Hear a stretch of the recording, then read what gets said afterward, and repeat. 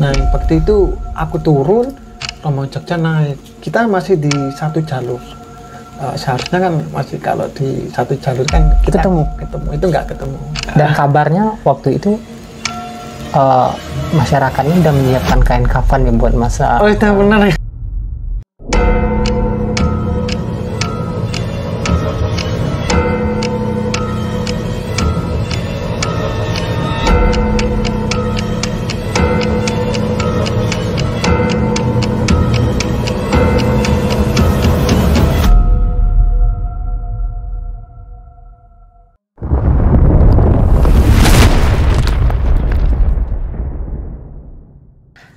Teman kisah gimana nih kabarnya?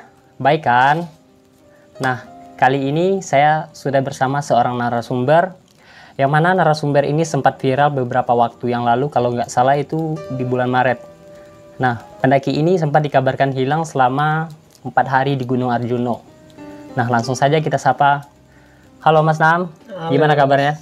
Sehat? Alhamdulillah. Terima kasih atas kunjungannya di Anda. Ya. Saya dari Sumatera. Iya, Sumatera.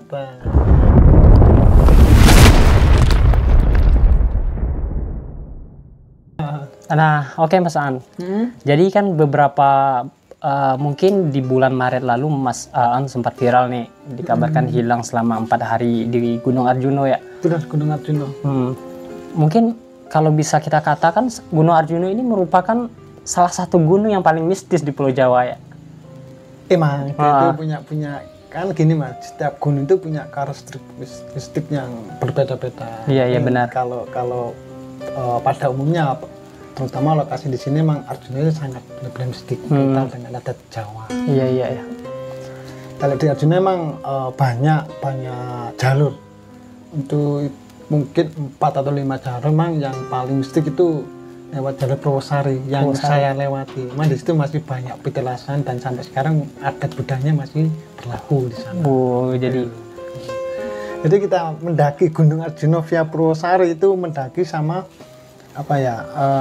wisata religi. Oh iya benar. Wisata religi. Oke Mas, mungkin bisa diceritakan itu awal kronologinya bisa hilang di Gunung Arjuno itu gimana? Gini, sudah lama sih kita mungkin 1 bulan lebih kejadiannya ini ya, sekitar bulan Maret gimana? Bulan Maret itu tanggal 19 sampai 20, jadi Sabtu Minggu, estimasi 2 hari.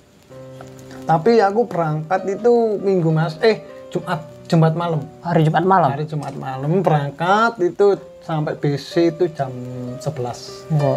Jadi malam itu kita itu nyampe rumah warga Mas, jadi nggak langsung tidur. Tadi waktu itu kita ngobrol sama warga. Ya sharing-sharing lah sama warga lokal ya Mas. Kebetulan kita itu dikasih, kalau bahasa sini itu wejangan. Mungkin kalau di daerah Jakarta atau Sumatera itu kayak nasihat. Oh iya benar. Karena nggak tahu sih juga waktu itu condongnya ke rombongan aku gitu. Emang secara untuk pantang-pantangannya setiap gunung pasti ada pantangan tersendiri. Benar. Kebetulan waktu itu warga mengimbau kayak jaket itu nggak boleh dominan merah. Merah. Dan terus untuk ganjil itu diusahakan jangan ganjil. Emang waktu itu saya akui kita itu ada yang baju merah dominan merah. Rombongan aku memang ganjil Mas. Ganjil 5 orang. 5 orang bener. Waduh. Tapi bagi itu yang wajar kalau itu nasihat seperti itu. Tapi yang kata-kata terakhir itu dari warga itu bahwasanya sekarang itu gunung lagi tidak bersahabat. Itu paling saya ingat. Pada saat itu warganya udah bilang kalau gunung lagi tidak bersahabat. Itu kata-kata terakhir dari warga. Jadi kita kita antisipasi semua. Jadi kita berangkat trekking itu 8:30 di hari Sabtu. Di hari Sabtunya di hari Sabtu pagi. Itu kita trekkingnya 8:30 kita mulai. Untuk masalah pakaian kita sudah antisipasi, kita lepas. Oh dilepas ya yang baju merah.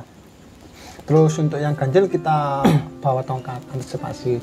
Kata warga kan suruh bawa tongkat atau batu kalau ganjil. Supaya jumlahnya genap ya. Benar-benar. Untuk mengantisipasi itu. Rombongan itu 4 cowok, 1 cewek. Jadi satu cewek namanya Mbak Lia, Surabaya, terus 2 Surabaya, satunya Makassar. Jadi temanku Makassar. Jadi totalnya kan 5. Cuma satu cewek itu Mbak Lia. Kita trekking jam setengah 9 pagi. Itu perjalanan sih nggak ada masalah Mas. Kita sampai pos 5. Pos 5 itu setengah 4. Setengah 4 itu kita perjalanan sih nggak apa ya, nggak ada masalah lah. Biasa-biasa aja ya pada umumnya. Tapi waktu itu ya untuk emang kalau via Purwosari untuk memburu summit itu emang kita harus trekking malam jam 11 atau jam 12. Jadi di Makutoromo itu kita sudah setting alarm jam 11 atau jam 12. Jadi kita alarm di situ. Kalau boleh tahu Makutoromo itu lokasinya di mana itu, Mas? Makutoromo itu pos 5. Pos 5. Jadi gini.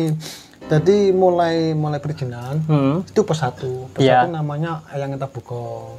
Jadi terus pos 2 itu namanya Tamponyo. Di situ juga ada namanya Sendang Dewi Kunti. Nah, itu nanti ada percabangan Mas. Kalau ke kanan itu ke Petulusung. Kalau ke kiri itu ke Gunung Arjuna. Jadi terus di pos 3 itu namanya Eyang Sekutri.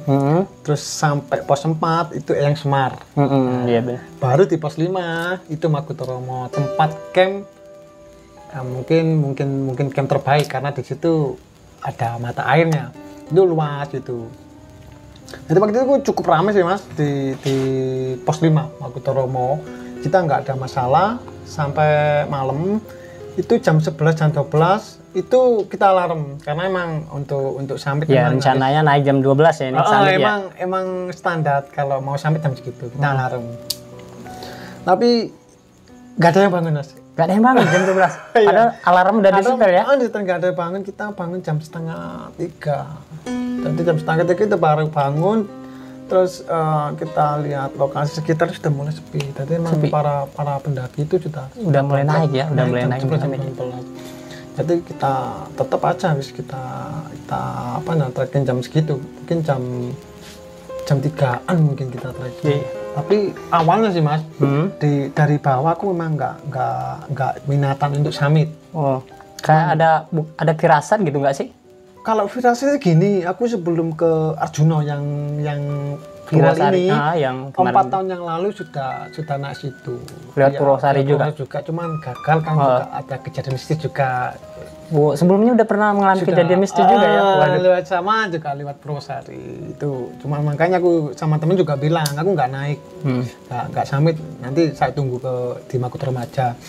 Waktu jam 2:30 itu kita bangun, alarm nggak bunyi. Terus tak lihat rombongan di Makutoromo udah mulai sepi. Aku nggak tega lepas teman-teman itu. Karena kan kita rombongan terakhir. Akhirnya aku ikut summit lah. Ikut juga ya. Nanti waktu summit itu kita jam 3 lah Mas. Jam 3. Kita perjalanan sih nggak ada masalah Mas. Cuman di atas Makutoromo itu namanya itu Candi Sepilar. Ada candinya juga ya? Candi, tapi nggak ada kejadian mistik ya, emang cuman nggak mau sebutin, cuman hanya aku yang tahu.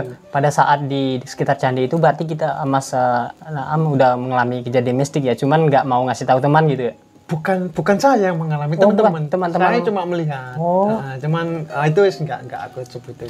Jadi tanggap itu wis biasa aja lah. Jadi kita lanjut aja Mas. Jadi di atas itu Candi Sepilar itu ada pos 7 terakhir. Itu namanya Jawa Dwipa. Jawa Dwipa. Benar, Jawa Dwipa. Terus di Jawa Dwipa itu sudah pagi sih, sudah kelihatan matahari, kita bersendaguro kan gitu. Dan kebetulan candaan saya sama Mas Bayu itu didengar Mbak Lia. Jadi waktu itu Mbak Lia bertanya, Mas Aan tadi malam tidur di mana kan gitu. Ya saya bilang saya tidur di tendanya Mas Bayu. Dan kebetulan waktu di Makutoromo kita buka 2 tenda Mas. 2 tenda berarti ya? Untuk 5 orang? 5 orang, tenda besar sama tenda kecil. Yang tenda besar diisi orang 3. Jadi saya, teman Makassar sama Mbak Lia. Yang tenda kecil itu Mas Bayu sama Mas Ilham. Jadi Mas tinggal tidur di tenda besar ya berarti ya? Rencananya seperti itu. Nah, kita bersenda gurau waktu itu candaan aku didengar oleh Mbak Lia. Dan Mbak Lia bilang, Mas Anda di malam tidur di mana? Lah aku tidur di tendanya Mas Bayu. Loh, terus yang tidur sama saya tadi siapa tadi malam? Ya nggak tahu. Yang terus pakai baju SB. SB Pink itu siapa? Lah sendiri juga nggak tahu. Saya kan merasa nggak tidur di tendanya Mbak Lia kan gitu. Tapi emang sih waktu itu SB saya itu warna pink, Mas. Tapi SB itu nggak ada yang tahu karena waktu di Makutoromo saya kan tidur paling terakhir.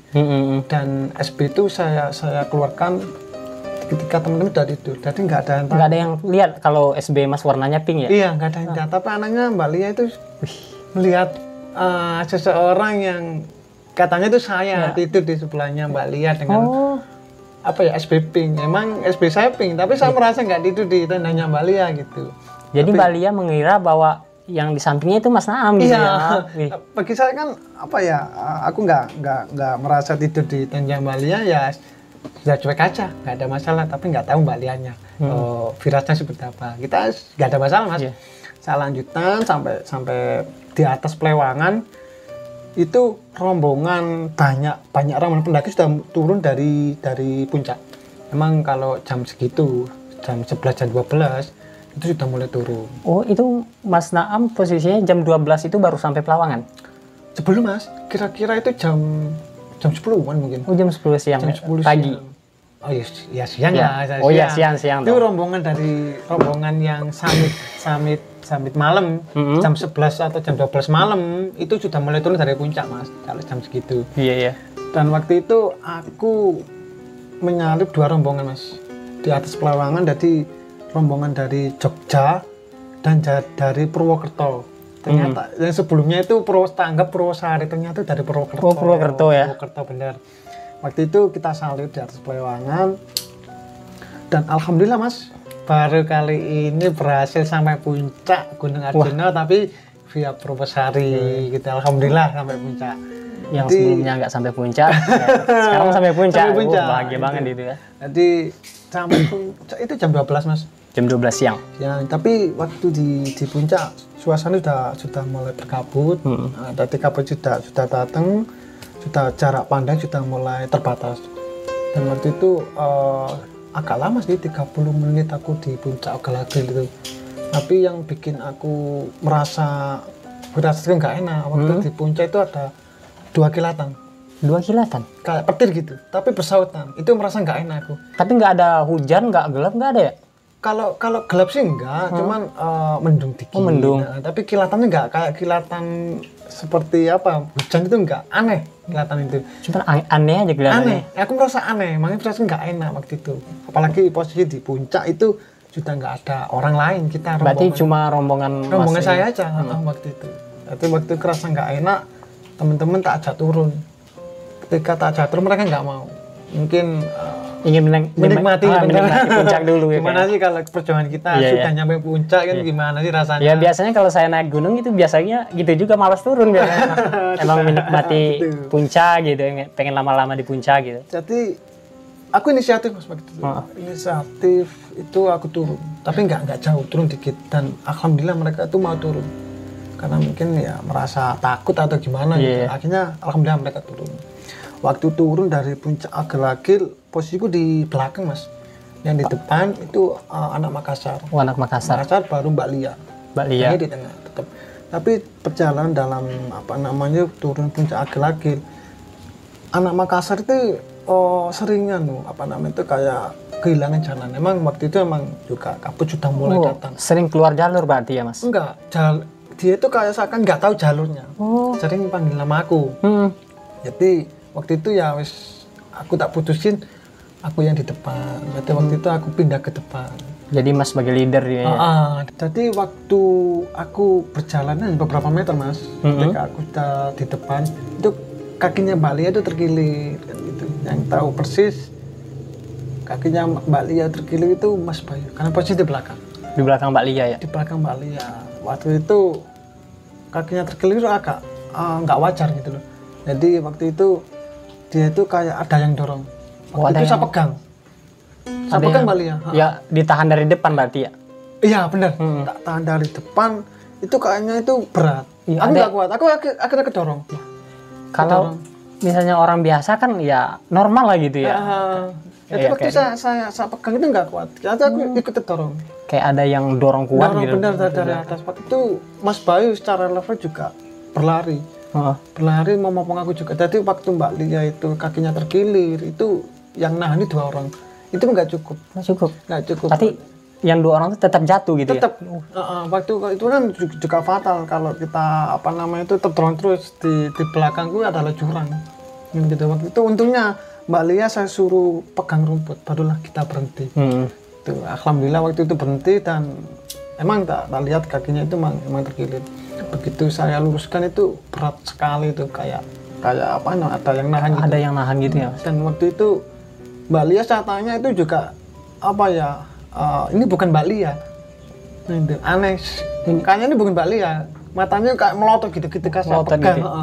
Itu katanya kakinya itu nggak bisa digerakkan gitu. Asli nih Mas. Sampai merinding gini loh. Aku Serius. merasa ini bukan Mbak Lia. Jadi waktu sudah saya luruskan kakinya itu saya popong Mas. Jadi ketika saya popong turun itu aku sering jatuh sama Mbak Lia. Sering jatuh? Sering jatuh. Mungkin ya kan sudah mulai turun hujan dan berkabut. Waktu itu ini nggak mungkin aku bawa Mbak Lia itu sampai ke Makutoromo. Iya. Waktu itu saya gendong. Dan saya gendong barulah dia itu pingsan. Agak panik. Sempat gitu. pingsan ya? Oke. Pingsan, waktu itu pingsan. Pingsan segera saya carikan tempat, untungnya di situ ada batu. Saya taruh di bebatuan supaya apa namanya, waktu kan hujan sudah mulai agak apa namanya lebat. Supaya apa namanya itu hujan itu nggak langsung ke badannya. Gitu. Terus teman-teman jaketnya saya suruh lepas, saya buatkan flashlight di atas kepalanya Mbak Lia. Hujan itu supaya nggak langsung ke kepalanya. Iya. Gitu. Waktu itu saya cek apa namanya itu jenut nadinya ini nggak ada. Aku nggak tahu itu hipo atau apa, itu nggak tahu. Kondisinya Mbak Lia sudah pingsan. Terus saya buka jaketnya itu cetak jantungnya itu nggak ada. Bukan dalam arti itu nggak ada, itu semakin melemah. Gitu. Berarti dan jadinya satu-satu ya, berarti jaraknya jauh-jauh banget gitu ya. Semakin melemah itu. Otomatis kan kalau kita mendaki kan Pasti kita panik lah turun, dia. naik pas kan tingginya kan Iya, kencang. kencang, Itu enggak. pasti kencang lah Itu gitu. semakin melemah itu sangat panik waktu itu kan untungnya saya bawa beberapa logistik dan juga bawa kompor itu saya keluarkan. Saya keluarkan, teman-teman juga saya beritahu bahwasanya logistik aku ini bertahan sampai malam. Dan nanti pasti kalau ada pendaki summit kalian minta nambah logistik kalau saya masih belum dapat bantuan. Waktu itu teman-teman juga tak kasih tahu kalau ada sinyal segera hubungi perizinan. Iya. Waktu itulah saya turun cari bantuan dan saya nggak berpikir sih untuk cari bantuan ke Makutoromo karena terlalu jauh Mas. Kira-kira jarak dari lokasi kejadian itu ke Makutoromo itu berapa? Kalau Estimasi estimasi kalau perjalanan normal Mas ya, normal itu 5 jam. Oh, 5 jam. Cukup jauh juga ya Mas. Waktu itu kan juga hujan, itu mungkin juga terlalu lama gitu. Waktu itu aku cuma ngejar pendaki yang gagal muncul. Jadi ada 2 kan? Oh iya, tadi akan ada pendaki dari Mojokerto ya? Bukan, Oh iya, Purwokerto. Purwokerto sama Jadi, Jogja. Purwokerto sama Jogja.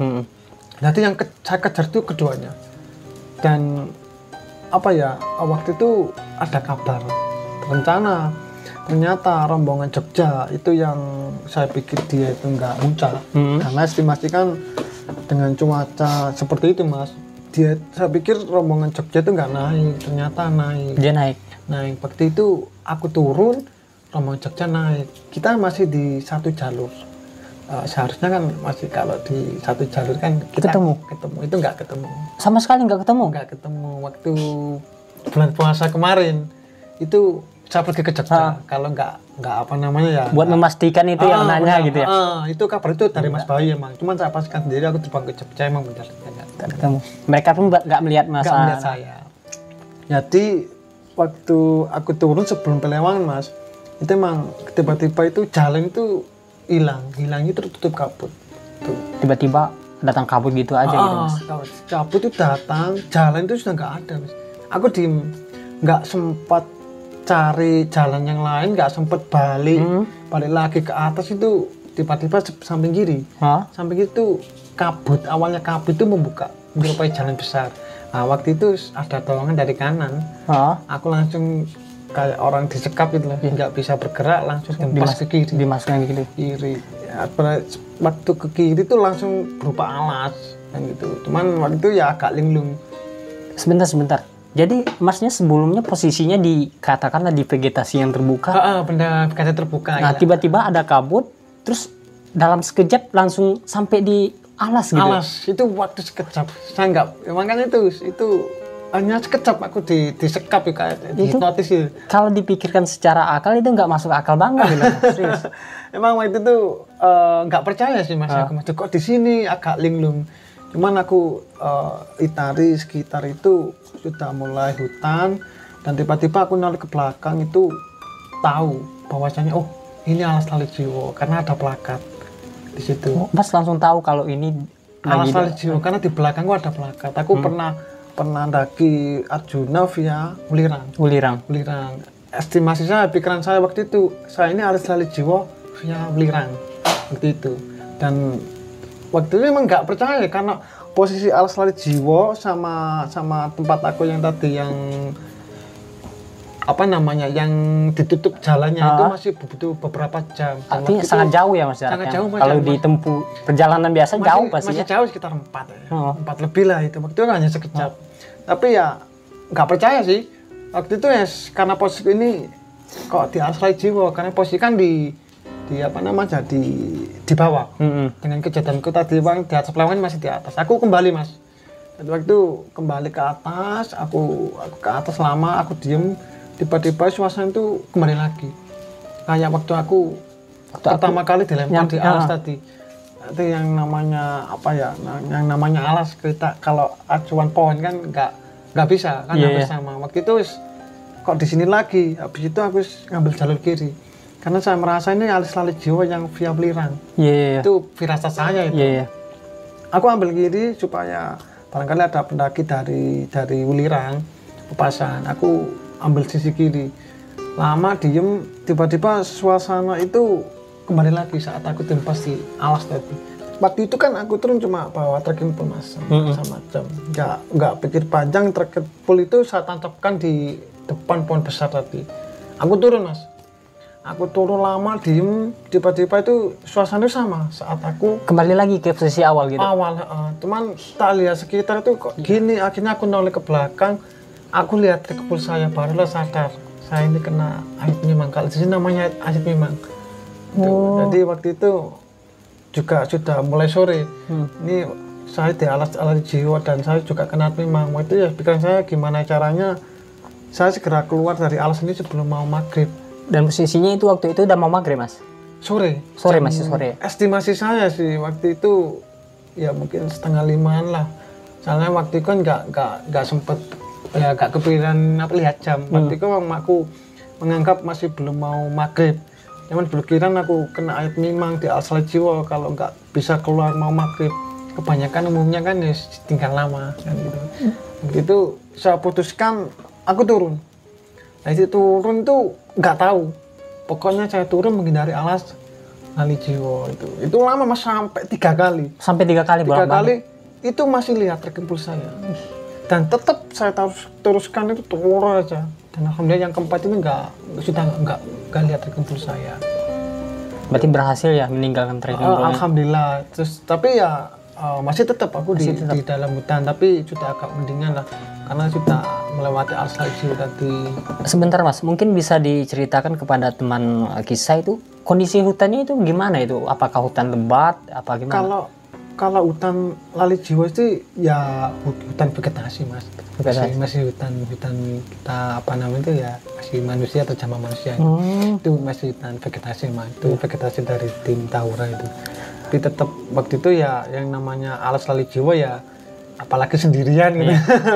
Oh ya teman-teman, buat teman-teman yang nggak tahu apa itu alas lali jiwo, jadi alas lali jiwo itu berasal dari bahasa Jawa. Lali itu artinya lupa ya Mas? Ya, lupa diri, lupa diri. Jiwo itu ada jiwa, artinya hutan lupa diri gitu. Benar.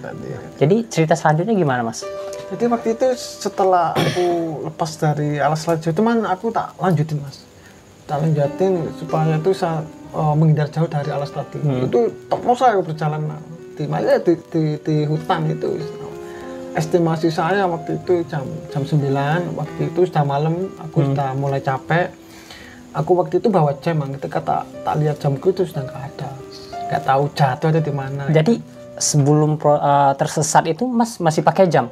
Pakai jam sama terkumpul. Oh, jadi pas udah tersesat itu tiba-tiba jamnya udah nggak ada? Sudah nggak ada, saya nggak tahu jatuh. Memang waktu itu memang sudah emang aku melewati kayak tangke gitu, harus menerobos, dan nggak ada jalan setapak emang gitu itu aku. Jadi mungkin dia jatuh. Iya, mungkin positive thinking jamnya jatuh mungkin ya Mas. Mungkin. Jadi estimasi jam 9 Mas waktu itu. Jadi itu ya saya tidur saya pilih tidur yang di atas saya itu ada ranting. Jadi pohon ada ranting. Karena waktu itu kan hujan lebat. Jadi supaya air hujan nggak langsung ke kepala saya. Waktu itu tidur ala kadanya namanya di hutan Mas. Itu tidur itu jam 9 estimasi saya. Malamnya itu aku lihat cahaya Mas. Jadi agak seneng. Ada cahaya? Ada cahaya. Itu kira-kira cahaya apa? Cahaya bulan atau cahaya? Kalau cahaya itu pikiran saya itu headlamp pendaki. Jadi kalau malam aku ini ada pendaki gitu. Ya, malam waktu itu ya ketika saya buka ternyata bukan pendaki. Jadi kalau di sini tuh namanya itu macan kumbang. Macan. Jadi kucing hitam sangat besar. Itu persis itu beberapa meter di depan saya. Jelas. Sangat jelas. Karena kan kalau di malam hari sorotan mata macan kan itu kan jelas. Apalagi kalau benar emangnya warnanya hitam. Tapi kalau kabut sudah datang kan kelihatan jelas. Itu sangat jelas. Itu ya lama itu Mas. Itu kalau Mas Am takut nggak itu? Kalau waktu itu justru memang takut saya. Iya, soalnya macan kan ini bisa jadi cakar gitu kan. Waktu itu ya aku tetap diam Mas karena macannya juga cuma diam. Iya, aku nggak ganggu ya.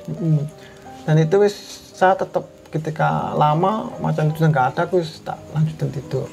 Jadi waktu sudah pagi, waktu hari Senin, itu sudah mulai berpikir lagi, ini aku ini di mana gitu. Kan nggak tahu, sebelumnya sih tahu aku di Alas Salijiwo, tapi sekarang itu posisi saya di alas mana waktu itu. Waktu pagi itu, yaitu waktu itu saya putuskan untuk mencari bekas aliran air. Jadi menurut firasat saya kalau bekas aliran air pasti nanti mengerucut di kampungan, perkampungan biasanya. Di satu muara dan pasti nanti nggak jauh dari pemukiman warga. Itu tiap hari saya lakukan. Terus mulai cari Mas bekas aliran air. Waktu yang namanya hutan kan juga ada semak belukar. Itu saya buka. Kalau nggak dibuka nggak tahu bekas aliran air. Waktu masih pagi sih, untung waktu itu ketemu air aku Mas. Air itu secangkup gini, di wadah gerabah. Di gerabah? Gerabahnya masih baru Mas. Baru ya kayak? Masih baru, persis baru. Padahal ya di hutan itu. Di hutan nggak? Saya minum aja di hari Senin. Tapi waktu siang itu estimasi saya Mas itu jam 10. Estimasi saya itu jam 10 malam. Pagi ya? Pagi atau siang itu suasana itu berubah Mas. Jadi waktu di pagi harinya itu aku masih bisa mencari bekas aliran air dan aku masih sejauh mata memandang itu bisa melihat kayak apa ya, jari-jari itu bukit kecil-kecil. Masih jelas lagi itu. Sejauh mata memandang. Jadi waktu di jam 10 ke atas itu aku sudah nggak bisa menemukan bekas aliran air dan sejauh mata memandang itu cuma hutan. Jadi awalnya itu jam 10 ke atas estimasi saya itu kabut dan angin mulai datang. Dan kabut itu sudah tebal itu menutupi pandangan saya. Itu tiba-tiba itu langsung berubah jadi hutan. Jadi hutan sangat lebat. Aku ya baru kali ini sih lihat pohon itu, pohon apa kan aneh. Jadinya sebelum jam 10 itu hutannya kayak normal-normal aja ya Man, kayak hutan-hutan manusia itu. Setelah jam 10 ke atas itu tiba-tiba kabut datang dan hutannya langsung berubah gitu ya Mas? Langsung berubah itu hutan belantara. Jadi waktu itu sejauh mata memandang cuma hutan Mas. Cuma hutan itu. Terus aku mencari bekas aliran air sudah nggak ada. Tapi waktu itu ya tetap aja aku jalan. Dan sesekali itu ya lihat, kalau di sini namanya bula. Kalau bula itu kayak ilalang. Nah itu kalau di pendakian itu bisa buat untuk ngecamp. Iya. Itu masih kelihatan. Cuman ketika saya aku ke sana itu nggak nyampe Nggak sampai. itu. Padahal kelihatan sebenarnya. Kelihatan itu nggak nyampe toh. Waktu itu ya tak terusin aja supaya nyampe, tapi tiba-tiba itu mulai itu berubah jadi kabut lagi, hilang dari pemahaman saya, tapi tetap jalan. Dan waktu mau menjelang maghrib itu aku tak putuskan nggak jalan lagi, aku berhenti mas, aku tidur mau menjelang maghrib. Dan waktu menjelang maghrib hari Senin itu suasana itu sudah mulai kayak aneh gitu, sangat aneh gitu. Mau menjelang maghrib itu kabut dan angin tawatan kencang banget angin, kayak badai gitu ya. Kalau kayak badai sih emang kayak badai, pokoknya intinya kenceng itu badai sama kabut. Dan barulah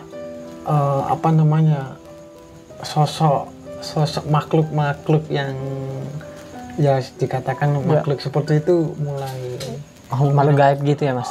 Mulai menampakkan diri. Tadi waktu mau menjelang maghrib itu memang menampakkan diri. Dan yang dia itu yang menampakkan itu kayak bukan kayak pocong atau apa ya, bukan kayak genderuwo ya, bukan. Bukan, waktu itu orang. Ya emang orang mas, cuman cara berpakaian itu beda. Jadi cara berpakaian itu kayak orang masa lampau, kayak orang-orang zaman kerajaan dulu kayaknya mas. Nah itu ya yang ditunjukkan ke saya itu kan kalau di orang dulu kan ada kasta. Dan waktu yang ditunjukkan ke saya sih waktu itu zaman orang-orang bangsawan. Jadi pertama kali aku dilihatkan itu waktu itu ratu di belakangnya itu ada dayang. Kan biasanya ratu kalau itu kan ada dayangnya. Biasanya zaman-zaman kerajaan dulu ada ratu, ada dayangnya yang biasanya pelayan itu gitu. Dayang itu juga membawa kayak buah-buahan, sesajen itu hanya cuma lewat doang. Terus malamnya tuh cuma ratu sendiri, tapi dengan berpakaian dan wajah itu berbeda-beda. Tapi anehnya itu dia itu kayak nggak acuh ke saya. Jadi saya cuma diem dan mereka tuh cuma lewat gitu.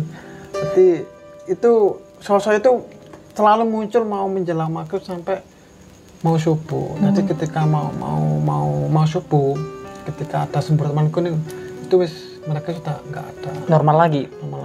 Jadi asli ini teman-teman, gua merinding banget serius ini. Jadi gila. Aku pagi masih bisa melihat bekas aliran air. Jadi hari Senin itu dari mulai mau menjelang maghrib sampai subuh itu selalu soal itu datang. Sebentar mas, jadi masnya itu mulai hilang itu hari apa? Hari Minggu ya? Hari Minggu. Benar. Itu hari pertamanya ya? Hari pertama. Jadi hari Senin itu hari kedua mas hilang? Hari kedua. Tadi kan untuk hari Senin masih sosok seperti itu kan muncul. Tadi mau menjelang maghrib sampai mau subuh. Jadi ketika aku bangun di hari Selasa pagi itu aku masih bisa bisa melihat sejauh mata memandang itu adalah bukit dikit lagi. Kayak normal gitu, pegunungan normal biasa ya. Bisa lihat pohon-pohon. Aku sadarnya itu di hari Selasa mas sebenarnya itu. Aku masih cari bekas aliran air di Ilalang itu masih ada. Saya telusuri. Tapi begitu, tapi tiba-tiba mau menjelang jam 10 ke atas itu misalnya itu sudah berubah lagi. Kabut dan angin datang. Nanti kabut tebal-tebal membuka jadi hutan belantara lagi. Sama kayak peristiwa di hari Senin. Nah, makanya aku baru sadarnya di hari Selasa. Wah, ini aku bukan dunia manusia, tapi di bawah dimensi lain. Itu aku sadarnya di hari Senin. Tapi di hari Selasa waktu itu. Dan tetap aja aku jalan, Mas. Meskipun hutan belantara tetap aja jalan. Jadi waktu hari Senin di atas jam 10 ke atas dan hari Selasa di atas jam 10 ke atas aku kan merasa bukan dunia manusia. Di hari Senin dan hari Selasa, kalau masnya di Sumatera mungkin ada Sumatera sama Jawa kan beda. Iya benar. Kalau di sini namanya tuh gendingan. Gendingan Itu adalah tradisi musik orang Jawa. Kayak suara gamelan gitu ya mas. Itu ya gamelan itu ya sebenarnya nggak saya ungkapkan karena secara logika tuh nggak masuk. Siapa sih ada yang bawa gamelan di hutan? Nggak ada orang yang main gamelan di tengah hutan. Emang beberapa apa momen tuh nggak terungkap, saya masih nggak berani. Tapi apa ya, emang setelah saya cari informasi ke teman-teman, kadang-kala emang ada. Iya. Itu ya, gamelan tuh tiba-tiba suara itu datang. Jadi aku ketika jalan itu bunyi lagi. Tapi aku diem, gamelannya diem, nggak terdengar lagi. Tapi aku tetap jalan waktu itu ya, tak rasakan ini kok suara gamelan gitu. Tapi waktu sekali saya dengarkan gamelan itu, kayak saya itu tertarik gitu loh. Akhirnya saya tayurokan. Jadi ketika mendengar suara gamelan itu Mas Aan merasa tertarik gitu? Kayak saya itu ditarik kan gitu, kayak nggak tahu sih, kayak terlena gitu. Waktu itu tayurokan Mas, biarpun gamelan itu aku jalan, gamelan itu bunyi, aku diem, bunyinya itu nggak terdengar, aku tetap jalan. Waktunya sempat berpikir, emang kalau daki, jangankan di Arjuna. Waktu aku kan juga pernah ke Gunung Lawu, kadang kan ada mitos Gunung Lawu juga ada suara gamelan. Jadi kalau ada suara gamelan jangan dilanjutkan gitu. Waktu itu kan berpikir, kalau aku nggak tak lanjutkan, aku nggak mungkin nyampe rumah penduduk kan. Aku tetap aja jalan meskipun gamelan. Jadi waktu itu sama Mas, suasana itu apa ya, mau menjelang itu sangat-sangat beda sekali, terasa sunyi, senyap, dan kayak bahasa di sini kayak anyep kan gitu. Itu aku tidur aja. Habis itu ya angin dan kabut itu datang kencang. Saya kan sudah tahu di hari Senin. Waktu itu berpikir, ini apa lagi yang datang gitu. Ya saya buka, ya datang lagi gitu. Ketika ada angin dan kabut datang, kali ini beda lagi Mas. Bukan sosok ratu. Kali ini kayak panglima. Aku jelas panglima itu karena apa? Di belakangnya itu banyak prajurit. Saya anggap itu panglima. Karena mereka bawa tombak sama, itu lengkap kayak orang mau berperang. Ya sama dengan di hari Senin, mereka itu acuh tak acuh sama aku. Ya cuma lewat sekilas doang berarti ya Mas? Cuma lewat sekilas. Cuman ya tak biarin saja, aku ya tetap tidur. Tapi ya gitu, namanya tidur di hutan kan nggak tenang Mas. Kadang-kadang juga bangun. Waktu itu ya sampai sebelum dini hari itu, setelah panglima itu Kak Raja itu sendirian. Kayak orang bertapa gitu. Tapi dengan wajah dan pakaiannya berbeda-beda. Kalau ini sangat jelas Mas, perbedaan pakaiannya. Kalau panglima sama raja kan beda. Saya pikir ya pernah lihat apa film, memang film klasik gitu ya. Seperti itu. Nanti aku merasa apa ya, kalau di kita hutan normal itu kan, kalau malam Mas itu kan masih terdengar apa namanya itu, hewan. Iya, pasti ada kayak hewan-hewan kita bisa mendengar. Dan kalau ada hembusan angin, padahal kan juga banyak angin kan, itu kan terdengar apa, suara dedaunan. Ya dedaun yang kayak bergerak normal juga, gitu kayak ini. Kalau di dunia mereka itu enggak dengar sama sekali. Enggak dengar sama sekali. Jadi hanya sunyi dan senyap, itu kayak ruang hampa itu, enggak terdengar apa-apa itu. Bahkan ketika aku sosok itu datang, ya terdengar cuma suara angin, tanda mereka itu akan datang dan kabut. Jadi setiap mereka mau menunjukkan diri itu pasti ada angin dan kabut datang. Dan kabut angin itu datang itu secara logika, kalau pohon itu kan kalau kena angin kan bergerak, nggak bergerak. Itu aku baru sadar itu, ini aku sebagai tanda ini aku bukan di dunia manusia gitu.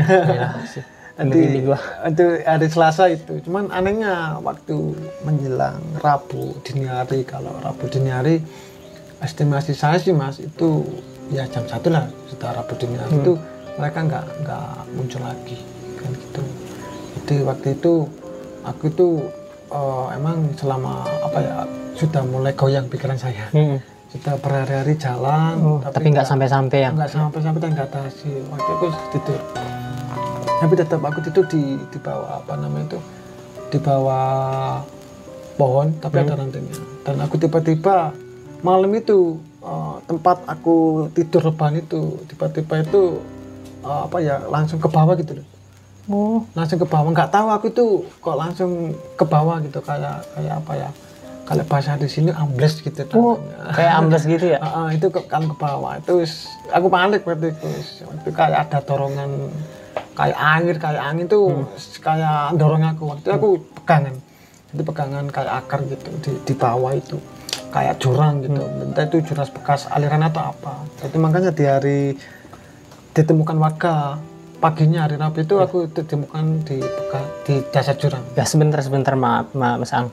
Nah menurut beberapa sumber yang saya dapatkan katanya pas di malam Rabu atau Selasa itu sempat ada sosok yang kayak kereta kencana ya Bel? Ya itu di hari Rabu dini hari. Hari Rabu dini hari. Rabu dini hari waktu itu sebelumnya kan aku di Rabu di Selasa malam itu kan itu di hutan belantara tapi masih data lah. Tapi tiba-tiba Rabu dini hari itu berubah jadi kayak ambles itu tanah itu di bawah jurang. Oh, udah di bawah jurang? Di dasar jurang itu kayak ada dorongan angin dan kayak air gitu. Itu dari atas dorong aku sempat kedorong itu, cuman aku berhenti pegang akar. Itu ya setelah itu aku berhenti, aku tidur lagi. Dan Rabu dini hari itu kebangun lihat bayangan orang tua di apa saya dan bisa itu kayak merasa kangen kan gitu. Emang waktu itu jujur aja waktu itu sudah mulai panik dan pikiran sudah mulai kacau emang waktu mulai frustasi tiba ya udah 3 hari jalan nggak sampai ya. Jadi dan ketika melihat bayangan tua aku tidur lagi, tapi nggak lama aku tidur ada suara di sini ku kayak lonceng kerincing gitu ya. Kalau pendaki kan ada iya. Lonceng sebagai tanda gitu ya. Itu lonceng itu semakin lama itu semakin kenceng mengarah ke aku gitu Mas. Waktu aku buka di depanku itu ada kabut langsung menyerupai kereta itu di Rabu dini hari. Dan kereta itu ditarik 4 ekor kuda dan nggak ada atap dan nggak ada kusirnya juga, nggak ada orang. Cuma satu bangku. Kayak kereta kencana gitu ya. Makanya aku nganggap itu kereta kencana. Di situ emang ada aksara Jawa, cuman aku nggak bisa baca. Itu tak lihat juga kaget gitu. Dan tiba-tiba kan pintu itu membuka. Dan waktu itu kan kayak ada yang dorong aku gitu loh. Jadi kayak menyuruh naik gitu ya. Ada dorongan. Waktu kan juga berpikir, juga konsentrasi juga berkurang. Siapa sih nggak mau naik dengan kondisi capek seperti itu. Waktu emang mau pengen naik, tapi untuk kaki saya itu nggak bisa tak gerakan. Itu waktu aku sembuh emang katanya sih ya di rumah kan waktu emang baca doa. Mungkin kata orang seperti itu ada doa juga. Waktu kan di rumah juga mungkin baca doa. Keluarga Mas Ang mungkin orang tua di rumah. Emang pasti. Di rumah mulai hari Selasa Mas. Pas Selasa Rabu itu sudah mulai baca doa bersama. Rutin setiap hari ya? Setiap mau maghrib katanya sih mungkin dari doa itu dan juga teman-teman juga gitu. Jadi waktu itu lama Mas, sekitar 30 menit itu kelihatan bayangan kereta itu kayak aku yang dorong, teman kakiku nggak bisa bergerak. Jadi waktu itu selama tiba-tiba itu kereta itu memudar gitu, memudar nggak langsung hilang. Jadi lama-lama itu memudar dari bayanganku. Itu sudah hilang dan aku sudah mulai lemas lagi. Lemas aku tidur lagi. Itu nggak enak, kakiku tak bisa saya gerakan gitu. Itu ya tak tidur aja gitu. Dan tahu bangunnya pagi jelas, pagi Rabu pagi itu ternyata saya berada di bawah jurang, di jurang gitu. Di jurang ya, mungkin 10 atau 8 meter lah itu. Tapi aku waktu itu ya tetap aja jalan, mau gimana lagi, cuman sudah cara yang saya juga mulai berkurang, tetap aja jalan. Waktu itu ketika masih di jurang Mas, bekas aliran itu aku terdengar suara, jadi seakan ada suara orang berbicara gitu loh. Aku diem waktu itu, tak lihat dedaunan itu mulai bergoyang. Udah normal kayaknya, udah. Itu aku nggak berani, ketika ada suara nggak berani minta tolong atau apa gitu. Memastikan dulu ada suara mendekat. Habis itu ada hembusan angin menerpa dedaunan itu bergerak. Saya rasa juga ada angin, ada matahari itu terasa hangat. Barulah saya teriak minta tolong, tapi nggak ada balasan gitu. Jadi aku minta tolong, terusnya itu nggak ada balasan. Aku diem lagi, tetap jalan. Suara itu datang lagi. Akhirnya kali ini aku minta tolong lagi, cuman di belakangnya saya minta tolong Pak kan gitu. Tapi itulah ada jawaban, naik kan gitu. Sekarang mungkin saya naik. Dan naik itu kebetulan saya tunjukkan kepala saya, waktu emang dinaikkan harus apa ya, kebetulan di atas saya itu ada rebutan, jika saya tunjukkan kepala saya, tadi waktulah mereka tahu kalau itu manusia langsung. Itu posisi jurangnya itu atau tebingnya itu berapa meter kira-kira Mas? Kalau estimasi saya sih, waktu awal pagi itu saya berarti di bekas air kayak jurang itu sekitar 8 sampai 10 meter. Sampai 10 meter. Tapi lama-kelamaan saya jalan itu semakin rendah. Kan gitu. Waktu itu. Jadi ketika saya tunjukkan kepala saya, barulah orang tadi nyelamatkan saya gitu. Itu berapa orang jumlah orang? Itu 3 Mas. 3 orang. 3 orang waktu itu. Dan waktu itu ya juga aku sendiri juga kaget Mas. Kok mereka itu minta maaf ke aku gitu. Jadi sebenarnya sih mereka itu dengar saya teriak minta tolong yang pertama, terus dia tuh bilang maaf Mas, emang kita itu dengar Masnya itu minta tolong, tapi yang namanya hutan Mas, itu kita sering dengar suara, kita samperin itu nggak ada orang, makanya Masnya teriak yang kedua saya suruh naik, itu nggak apa-apa Pak. Buat memastikan kalau itu benar-benar orang ya, benar. Mungkin seperti itu, karena ya juga mungkin mereka juga punya pengalaman. Jadi waktu ditemukan di warga itu masih di alas aku, di hutan. Dan waktu itu 8:30 Mas ditemukan. 8:30 pagi. Pagi ya. Ya waktu itu juga senang. Saya pastikan mereka itu saya rabas semua, mulai tadi kepala, kaki itu saya rabas semua. Buat pastiin ini benar orang apa enggak gitu. Iya benar. Jangan-jangan ini dari makhluk gaib lagi kan. Alhamdulillah mereka terus komunikasi, aku dikasih sedikit makanan sama minuman. Ya aku jelasin Mas, aku bahwasanya itu ya tersesat mulai hari Minggu. Dan aneh kok bisa kan gitu, sebenarnya di alas yang di atas itu nggak terjamah manusia kata mereka gitu. Jadi kata orang-orang masyarakat setempat, jadi nggak ada orang yang berani masuk ke alas? Enggak, itu masih hutan alami katanya seperti itu. Dan saya bilang saya dari Purwosari Pak juga kaget bahwasanya saya ditemukan di Singosari. Di Singosari, padahal teman-teman Purwosari dengan Singosari itu jaraknya jauh banget loh. Jauh banget. Kalau secara di logika itu aku melingkari gunung itu. Melingkari gunung. Padahal yang saya rasakan kemarin aku hilang itu selama beberapa hari itu aku nggak melingkari gunung. Padahal jalan terus lurus ke bawah. Nggak pernah apa ya, kebanyakan nggak pernah lihat, nggak naik gunung, turun, lembah itu enggak. Yang saya rasakan, makanya aku ketika ditemukan nggak luka sama sekali gitu. Nggak luka sama sekali. Harusnya kalau orang normal dong, ketika kita melewati katakanlah hutan lebat, semak-semaknya rapat, pasti luka-luka dong, kena ilalang atau apa kan. Ini sama sekali nggak.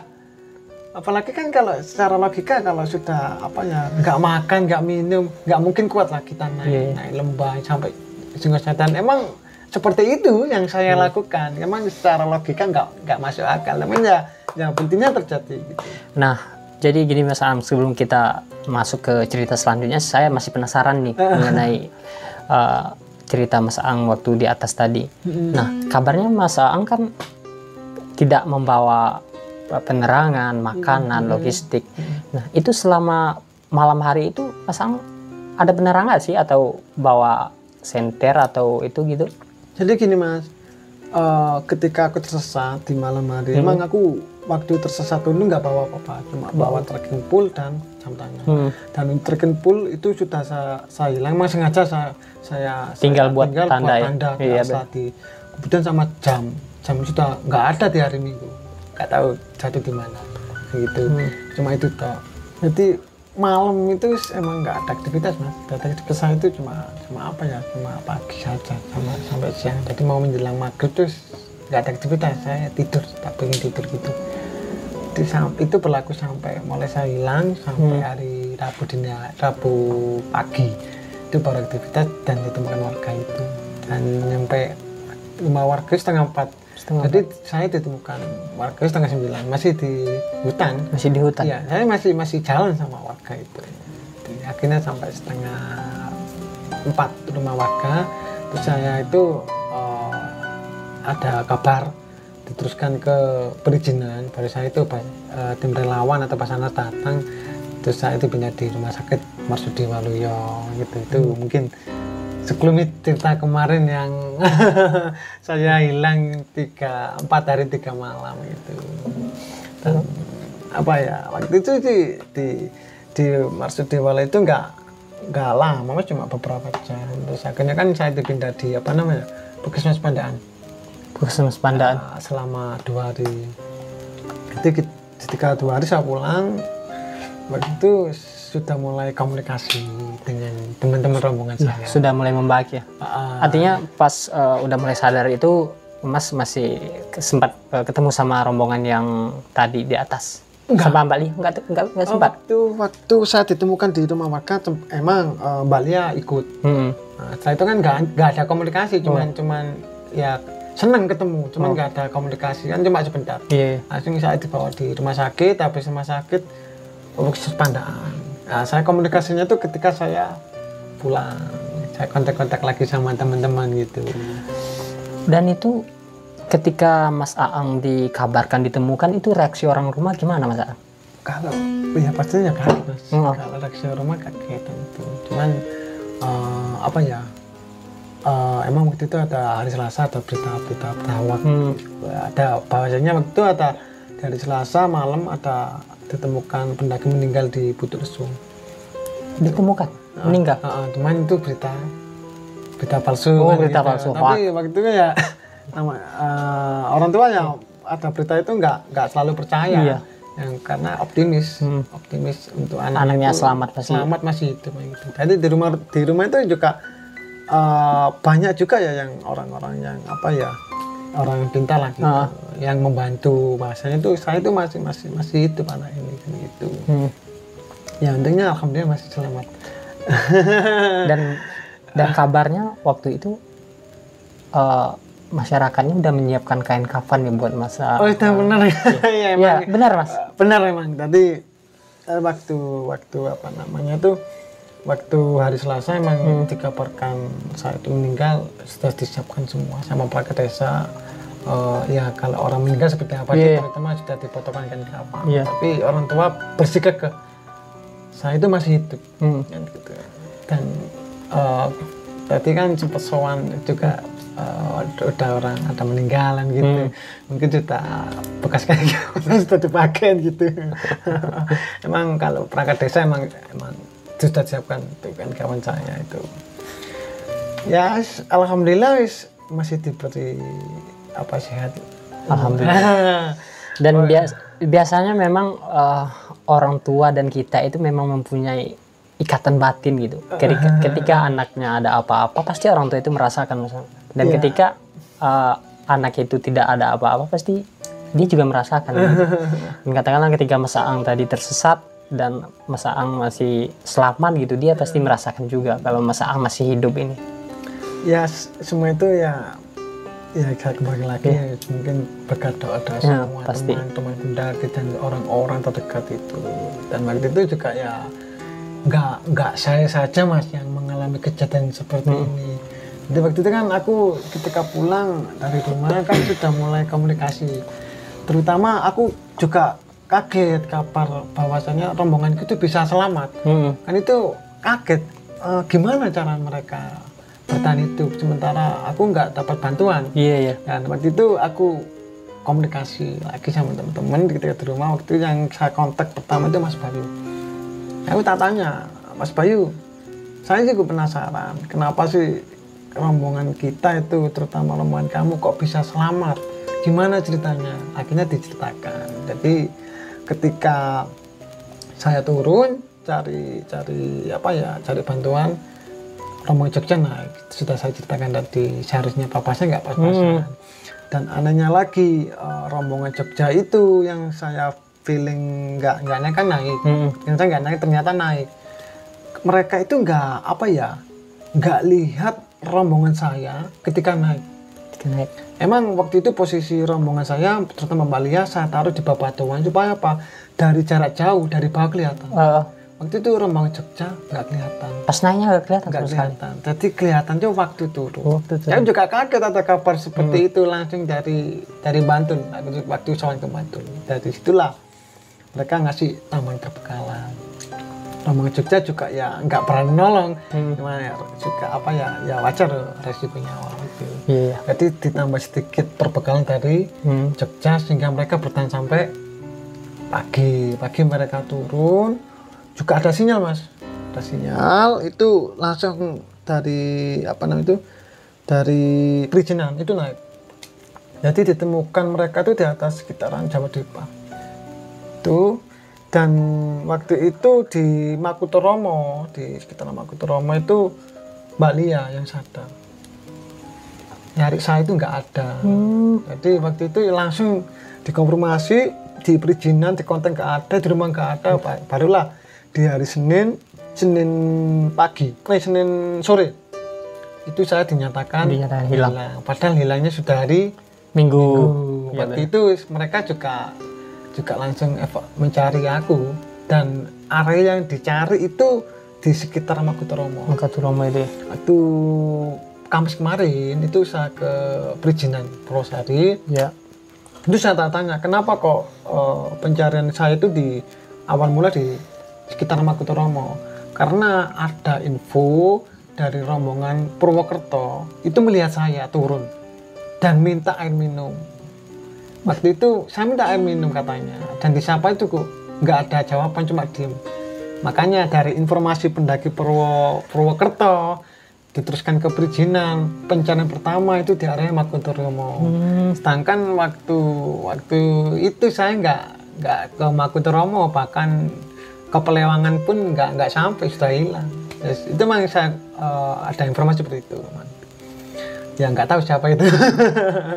Jadi ketika di temanku Mbak Lia itu dievakuasi dari Makutoromo ke perizinan, itu di Makutoromo jaket merah dipakai lagi.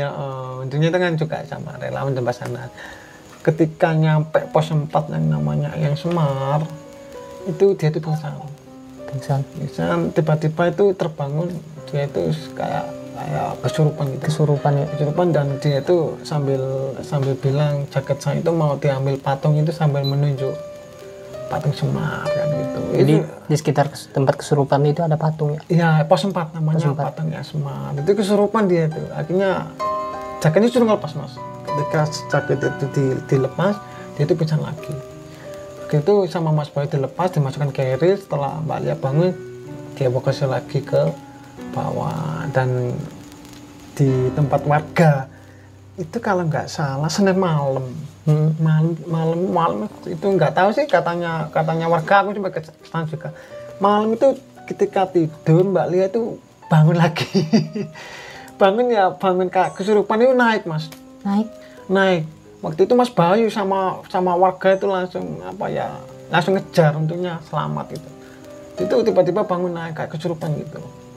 Dan waktu kesurupan itu memang dia itu bilang, dia itu melihat aku. Dia itu melihat saya itu di bawah pohon kedinginan kan gitu. Dia itu bicara tanpa sadar. Kok nggak sadar dia? Sampai kan malamnya itu juga dia itu jalan itu sambil tidur kan gitu. Untungnya diraih sama warga dan teman-teman, dia dikasih obat, akhirnya dia pingsan lagi buat tidur. Ya itu mungkin cerita dari Mas Bayu kan gitu.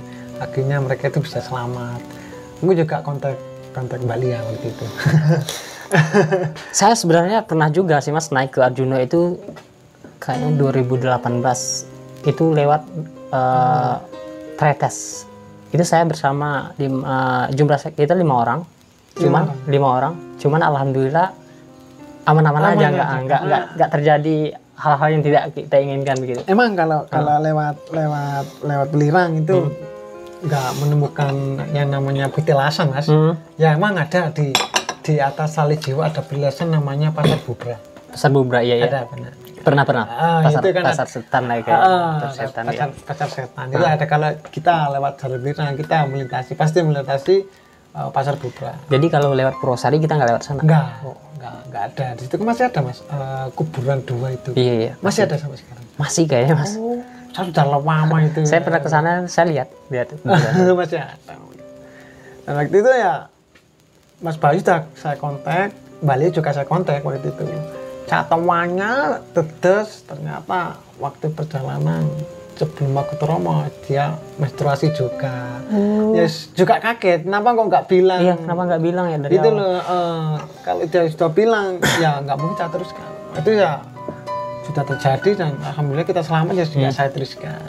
Itu beberapa kejadian mistik yang saya alami dan yang dialami oleh rombongan saya seperti itu. Pasti kejadian itu akan selalu Mas Naam ingat ya. Pasti. Kalau diingat sih pasti mas. Nggak bisa hilang ya. Pasti. Boleh nggak ini? Boleh dong. Silakan kita santai ngopi. Biar nggak tegang dan ceritanya tegang gini. Iya iya. Soalnya merinding saya benar. Asli. Jadi emang aku sendiri mas. Tindakan kemarin itu fatal mas. Jadi hanya apa namanya? Banyak pantangan-pantangan yang saya dari rombongan saya itu yang saya langgar, mulai dari baju merah, terus apa namanya tidak ganjil. Iya ya ganjil. Itu tapi secara pengetahuan saya sudah saya antisipasi. Namun untuk masalah tutur kata sama hati kan nggak tahu mas. Jadi ya saya ingatkan 1 kali 2 kali, kalau mau nggak bisa diingatkan ya sudah. Kita kan sudah dewasa. Iya. Ya mungkin lah kalau pelanggaran itu memang saya akui gitu.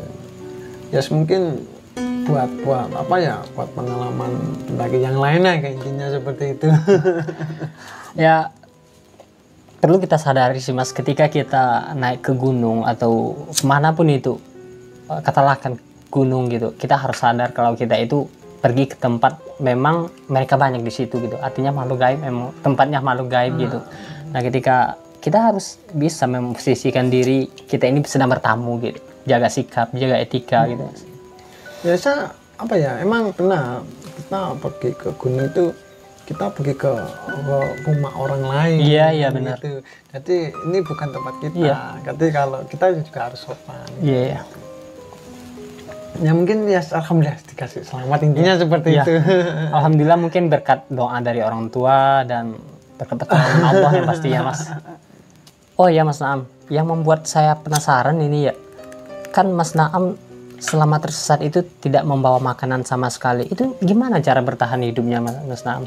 Selama 3 hari nggak makan, minumnya cuma 1 kali, itu pun dapat digerabah itu. Ya benar. Gimana itu caranya? Itu emang benar, waktu itu aku waktu tersesat tuh nggak apa-apa. Jadi cuma apa ya, cuma pakaian, peralatan itu, bawa trekking pole sama jam, dan itu pun trekking pole pun hilang memang sengaja saya hilangkan, saya buat acuan tanda di hari Minggu. Jadi waktu saya ketika tersesat di hari Seninnya, sudah mulai nggak tahu nih jalur mana yang saya ambil, saya posisi di mana itu kan nggak tahu. Jadi waktu itu saya punya pikiran gini toh, jadi saya fokuskan untuk satu arah. Jadi segera mungkin saya mencari pemukiman warga atau warga secepatnya. Jadi itu pikiran saya yang pertama kali yang muncul. Jadi saya fokuskan dan apa ya, punya tekad lah. Jadi tekad kuat untuk Selamat gitu, untuk segera keluar dari hutan gitu. Untuk hidup. Gitu. Emang kalau dari segi logika, orang apa ya hilang selama 4 hari 3 malam, nggak makan nggak minum, seperti apa sih ya? Gitu. Bang waktu itu aku apa ya, untuk tersesat tuh nggak wajar makan gitu. Jadi aku kan berada di dua dunia. Jadi ketika jam 10 siang sampai subuh itu aku berada di dunia gaib gitu. Intinya seperti itu. Jadi waktu aku di dunia gaib mereka, jadi aku nggak apa ya, kalau seperti itu pikiran aku yang namanya 4 hari 3 malam pasti kan lapar, tapi kalau aku waktu itu saya fokuskan saya ini lapar, pasti aku lapar. Iya. Tapi saya hilangkan pikiran seperti Artinya kita kalau kita main sugesti diri kita dengan kata lapar, pasti kita lapar. Kita lapar, memang saya hilangkan. Hilang. Jadi saya waktu itu untuk fokus itu emang apa ya, keluarga. Biarpun itu rasa lapar itu nggak saya hiraukan.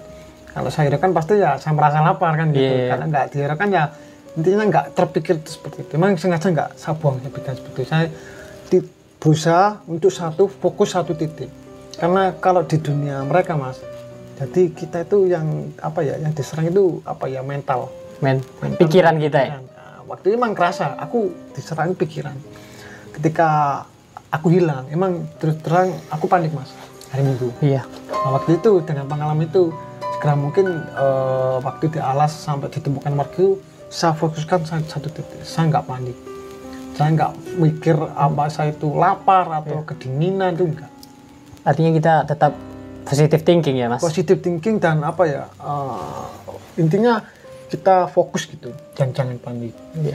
Jadi kalau apa ya, hidup di dunia mereka itu yang kadang-kala sih ada Mas, godaan seperti apa namanya, kayak di malam Senin itu kan ada dayang bawa-bawa. Iya. Itu saya Pengen ngambil.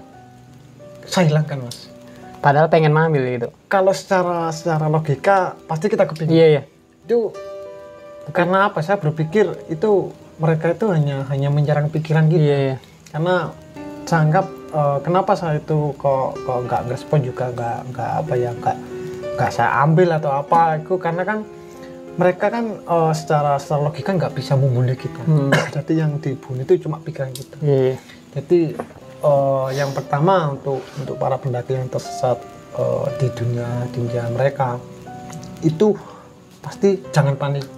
Pertama itu karena panik awal dari bencana. Iya, benar-benar. Nah, itu. Dan kita berusaha untuk memfokuskan diri satu titik. Nah, terus yang ketiga, jangan ada pergerakan di malam hari. Terus terang, kalau malam hari itu sangat fatal Mas. Yang pertama, sosok seperti itu pasti muncul dan pasti sangat apa ya, sangat banyak menyerang pikiran kita. Dan kebanyakan kan tahu sendiri Mas, para pendaki mungkin tuh sugesti saya kan meninggal temukan di dasar jurang atau apa kan gitu. Itu mungkin mereka malam ada kegiatan. Dalam arti itu mereka itu jalan.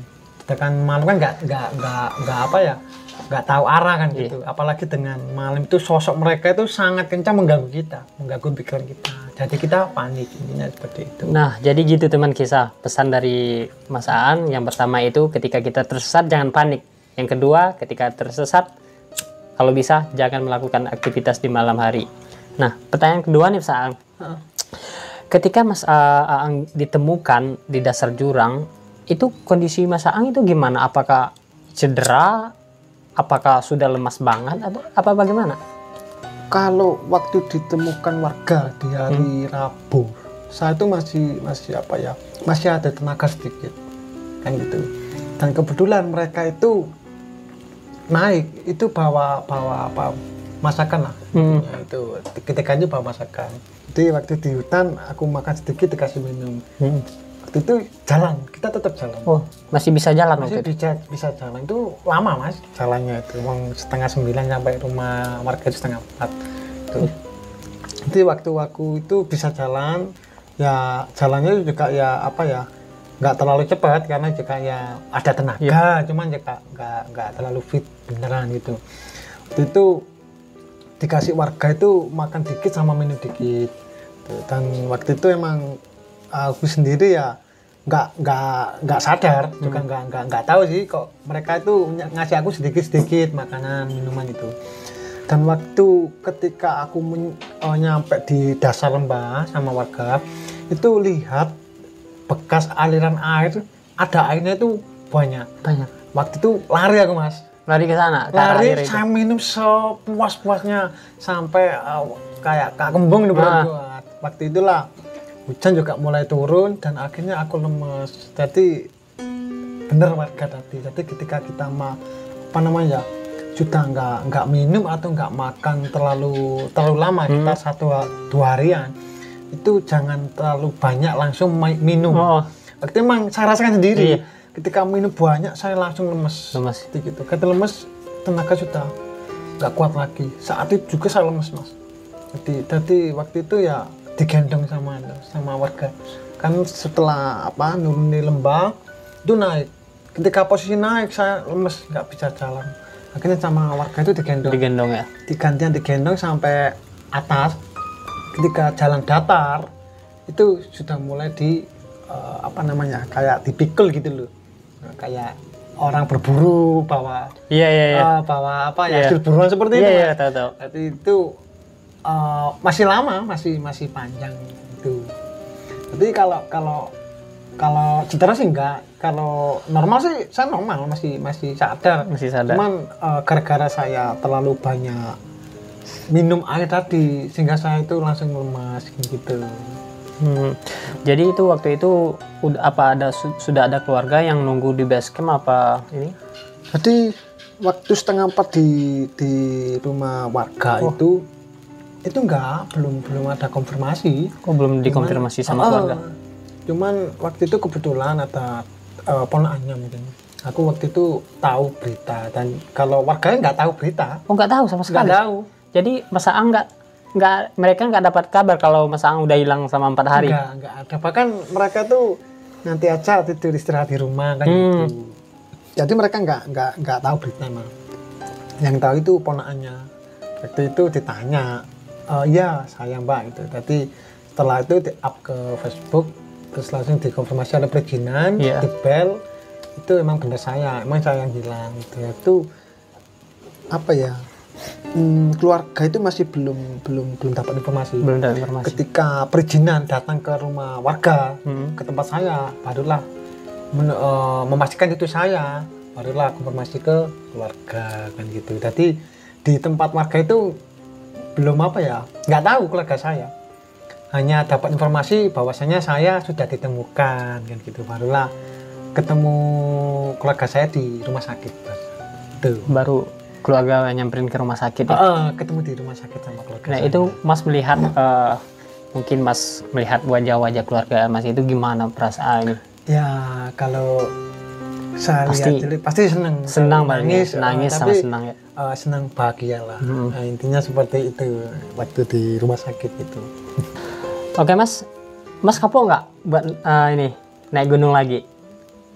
Maksudnya naik gunung ya nggak kapok Mas. Berarti ada rencana lagi buat naik gunung? Pasti ada, karena suatu bagian hobi dari saya. Mantap. Naik gunung lagi. Barangkali nanti Masnya boleh join lagi sama saya. Iya, nanti kita rencana lah kita naik gunung bareng gitu. Emang terus terang kerinci aku. Nanti kabarin kita aja kalau mau ke Kerinci. Okay. Gampang Mas. Rumah saya dekat banget sama Kerinci itu. Nggak terlalu dekat sih. Ya kalau dapat mungkin bisa ke sana. Oh ya Mas Aang, setelah mengalami kejadian tersebut, apa sih pesan-pesan Mas Aang buat para pendaki supaya tidak kejadian seperti kejadian Mas Aang gitu? Apa sih yang harus dipersiapkan gitu? Yang pasti yang pertama Mas, yang namanya gunung kan mempunyai pantangan. Iya pasti. Karakteristik beda-beda. Yang pertama itu kita harus mentaati peraturan itu. Kita jangan melanggar pantangan. Gitu. Yang pertama. Dan yang kedua, kita naik gunung itu tujuannya apa sih? Kalau mungkin sugesti saya sendiri. Kalau saya bandingkan dengan saya pendaki dahulu, aku mendaki ke gunung itu mencari suasana terus mencari menenangkan diri, bukan mencari kita ngejar puncak selfie gitu, upload di Instagram gitu. itu emang saya lihat sih, saya merasakan sendiri, dan itu mungkin perasaan saya sendiri itu perbedaannya di situ. Jadi puncak itu nggak pindah kok Mas. Iya. Jadi kalau kita mengalami kejadian kayak aku, terus ada rombongan yang yang mengalami atau cedera atau itu jangan dipaksakan. Jadi kalau kita nggak kuat ya nggak kuat. Bisa next waktu berikutnya juga kita bisa lakukan lagi kan gitu. Dan yang pasti tujuan utama kita mendaki itu apa? itu sudah apa ya, melintang jauh lah dari pendaki dulu gitu. Lagi terutama yang paling muda, terutama mereka tuh sama alam itu nggak menghargai. Dalam hal kecil gitu sampah ya. Sampah. Dulu Mas, aku dulu ini satu sendiri. Nah, itu dulu sama teman-teman. Aku muncak ke gunung selain mencari ketenangan, bercengkrama sama rombongan, teman ngobrol, menenangkan diri. Pasti saya mendaki gunung bawa satu pohon. Itu emang inisiatif saya itu. Jadi meskipun sepele tapi kan berguna kan gitu. Dan yang pasti tujuan pertama, janganlah memburu cuma kita cari view yang bagus di foto langsung diupload ke Instagram. Itu kan kebanyakan seperti itu Mas. Iya benar. Nah kan aku kemarin ke Arjuna itu foto bukan dari saya itu. Tapi sempat foto. Teman-teman gitu. Yang foto. Saya kan yang merasa yang saya cari kan ketenangan. Iya, gitu. ada kata-kata begini Mas, yang membedakan antara pendaki profesional dengan pemula itu yang pertama, biasanya yang pemula itu pertama foto dan pamer. Kalau udah profesional itu mereka cuma menikmati aja gitu, jarang foto gitu Mas. Itulah perbedaan pendaki ya, mungkin itu pribadi saya sendiri itu. Jadi kita tujuan utama ke mendaki gunung itu apa? Itu sudah pendaki sekarang sama dulu itu sudah sangat berbeda tujuannya. Kalau dulu tujuannya untuk menenangkan diri, bercengkrama dengan teman-teman. Kalau malam kita ngobrol itu enak, suasana hening malam itu enak. Tapi sekarang beda lagi. Begitu tenda didirikan tidur. Yang penting besok bisa foto. Intinya seperti itu. Jadi nggak menikmati proses ketika kita perjalanan dari bawah sampai puncak itu nggak dinikmati. Yang dinikmati cuma foto itu aja. Foto ngambil video gitu. Ya mungkin ya ada sih beberapa pendaki yang vlog. Itu juga bagus menunjukkan destinasi kan gitu. Itu juga banyak. Mungkin hanya beberapa itu. Dan yang satu lagi yang perlu dipersiapkan yaitu peralatan yang lengkap itu harus itu emang ya wajib Mas. Ya wajib itu. Wajib itu. Karena bukan hanya persoalan dengan makhluk gaib, persoalan dengan cuaca misalnya. Kalau nggak bawa jaket bisa kedinginan kan. Pastinya peralatan dan fisik kan. Fisik. Dan dalam satu rombongan itu usahakan kita transparan lah. Seperti contoh kasus kemarin. Kan ada satu rombongan saya nggak transparan. Waktu itu kan menstruasi kok nggak bilang. Sangat fatal itu. Bilanglah nggak apa-apa. Kan kita bisa cancel. Dan akibat satu rombongan itu berakibat fatal ke rombongan yang lain. Jadi yang lain ikut kena. Toh puncak kan saya bilang nggak akan pergi kemana-mana. Kalau waktu itu menstruasi bilang kita cancel lah. Next bisa bulan depan atau tahun depan gitu. Nah itu penting teman-teman kisah. Jadi kalau bagi pendaki perempuan nih, jikalau kalian sedang menstruasi, kalau bisa jangan dipaksa mendaki gitu. Tunggu selesai aja dulu. Karena puncak tidak akan kemana. Benar nggak Bang? Benar. Oh ya Mas Aang, terima kasih banyak ya Mas Aang sudah meluangkan waktunya untuk bercerita di channel Kisah Pendaki. Saya sangat yakin apa yang Mas Aang sampaikan tadi banyak edukasinya dan banyak pelajaran buat teman-teman pendaki. Sama-sama juga bisa berbagi pengalaman. Ya, semoga nggak kapok kan naik gunung gitu. Nggak kapok pastinya. Pasti kedepannya naik lagi.